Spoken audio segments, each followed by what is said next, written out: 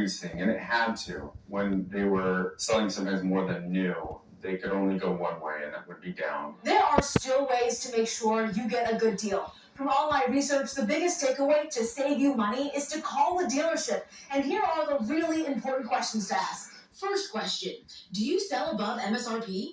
Look for a dealership that guarantees it won't. We're a dealer that does not mark up our cars. This question alone could save you thousands. Next, ask a dealership, do you have the car I'm interested in on the lot? Some may only have a few cars, so make sure the one you want to test drive is available and avoid a wasted trip. Also ask, are there low interest rate offers on certain models? Rates are climbing, but some manufacturers are offering low interest rates still. These offers can change month to month, and a dealer will tell you what's available. And ask the dealership, what's the expected wait time for ordering a new car? It can vary dramatically depending on the make and model. I don't think it has stabilized quite yet. Professor Padak believes when things settle down, car shopping will be different. One thing I'm certain about, they're not going to go back to the old habits of buying a car. One more tip on used cars. Data from Manheim, a major auction house, as well as from auto industry insiders, all show that used car prices will continue to fall. So if you're shopping for a used car and can wait until next year, that's a good idea. But if you're hoping to trade in your current car to buy a new car, you'll get the most money for your existing vehicle right now. DD Sutton, News Center 7.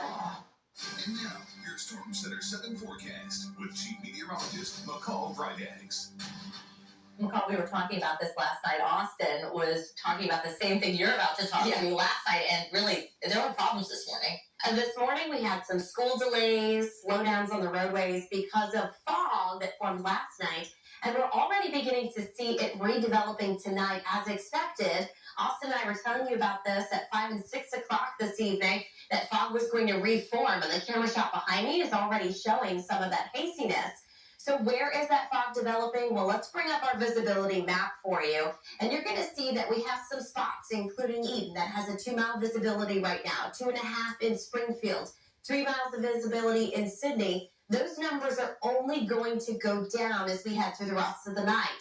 Last night, we had a little more cloud cover in the south, so that helped to limit some areas of fog. But you can see our Futurecast model does show that there's going to be a widespread potential for locally dense fog. At this point in time, the National Weather Service has not issued a dense fog advisory for us locally. It's been issued just to our east, but there's a possibility that we may see some spots placed under that dense fog advisory later tonight. And I see that that fog's going to hang around through about 9, 10 o'clock in the morning before it starts to burn off, and we'll have better conditions for the rest of the day. So traveling in the morning, again, check in with meteorologist Kirsty Zontini, Daybreak Edition. She's going to pinpoint where some of those denser spots are and if there are any slowdowns on the roadways. All right, here's that look back outside. You can see in Troy, a little hazy there, not too dense right now. Travel conditions are all right, but as we move through the rest of the overnight hours, we're going to start to see some of those problems developing. Out the door in the morning, 45 degrees. It is cool and dry. You will need a jacket.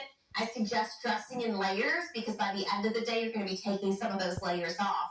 Again, give yourself a little extra time as that fog will be out there. Here's 9:30 a.m., still some patchy dense fog. That cloud cover in the form of fog will lift, and then we'll go mostly sunny for the rest of the day tomorrow. As far as temperatures are concerned, we get up close to 70 degrees for a high. So again, jacket in the morning, perhaps t-shirt weather by the afternoon.